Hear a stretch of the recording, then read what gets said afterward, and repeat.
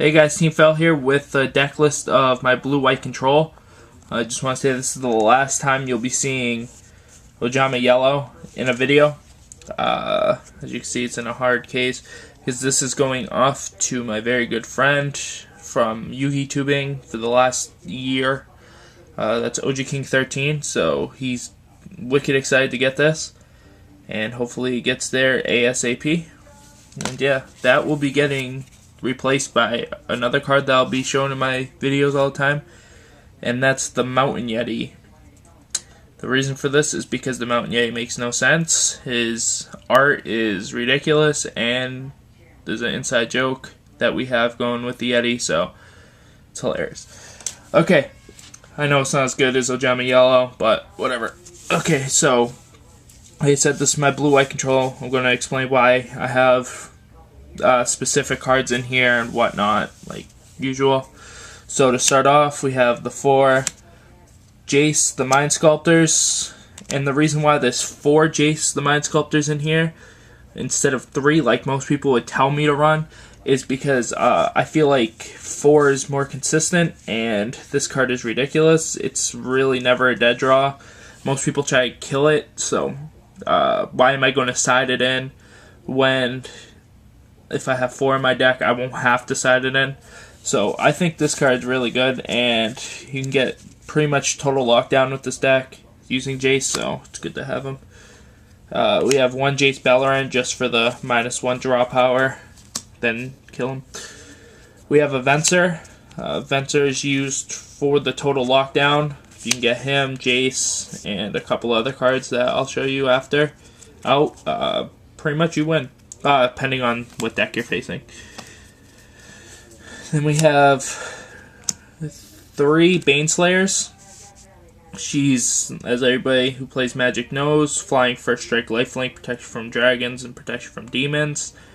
And pretty much she just wrecks because a lot of people don't have flying control. So you can just fly over their whatevers they have and just be like, oh, take 5. I gain 5. Thank you very much. Have a nice day. Really good. Then we have 2 Frost Titans. Frost Titan is the main core of this deck.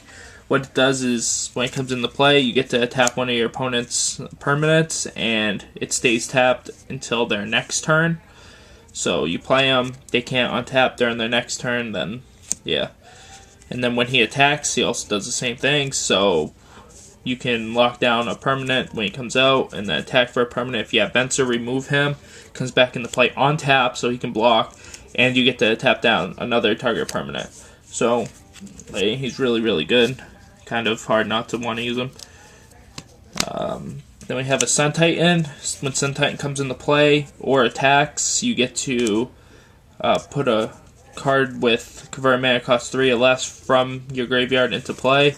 I only want 1 Jace Beleren. This card is okay in this deck. I barely ever use him, but he can work out after a Day of Judgment. It's pretty good play. And he has Vigilance, so he doesn't tap to attack, which is pretty good. Then we have 3 Wall of Omens. I like 3 better than 4, because I hate drawing into Wall of Omen late game. So I don't want to have 4 where I just keep drawing into him and then using Jace to just put it back on top of the deck, because, like I said, I hate drawing this late game. This is pretty much an early play, and then you draw power. 2 Seagate Oracles, same thing. I run 2 because I don't want to draw into him late game, but he is a 1 attacker, which is pretty good, especially early game. 2 Journeys. I side also, well, I'll show you my side deck, but I also side 2, just in case creature heavies like Eldrazi's or whatever. But I do main 2 just in case. Then we have 3 Day of Judgments. Day of Judgment is pretty much broken. It's ridiculous. Just kill all the monsters and then helps with the control, especially if you're facing Eldrazi's. I had a match where the guy had all 3 big Eldrazi's. He had Butcher, Emrakul, and Ulamog. And I'm like, okay, what can I do? So I had a Tumble Magnet, which I tapped as Emrakul. I had a Titan, a Frost Titan, and a Venser. So I used the Tumble Magnet to tap his Ulamog, I think, and then tap this Butcher, attacking with my Frost Titan.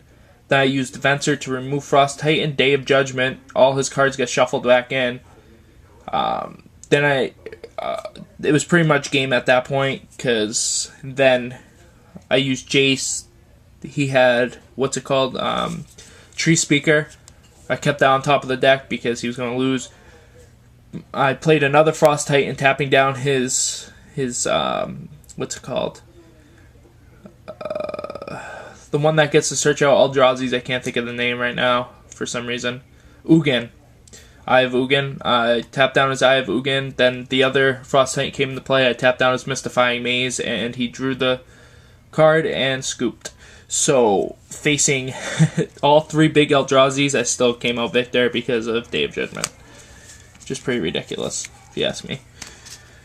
Then we have the Needed, and without it, you're not even running this deck, and that's Preordain. You scry 2, draw 1. 1 Condemned. People are going to say, why do you only run 1? Because I don't really need more than 1. Very consistent. 2 Deprived. These were negates, but I didn't like how negate was running.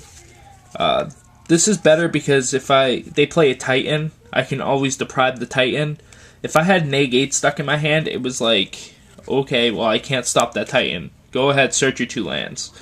And it really killed me against Valakids. So I'm going to main deck Deprive, see how that works in the next tournament. And if not, then I'll just put it back to negates. Then obviously 4 mana leaks, usually side these out for Flash Freeze if I'm running facing Valakut or Ramp.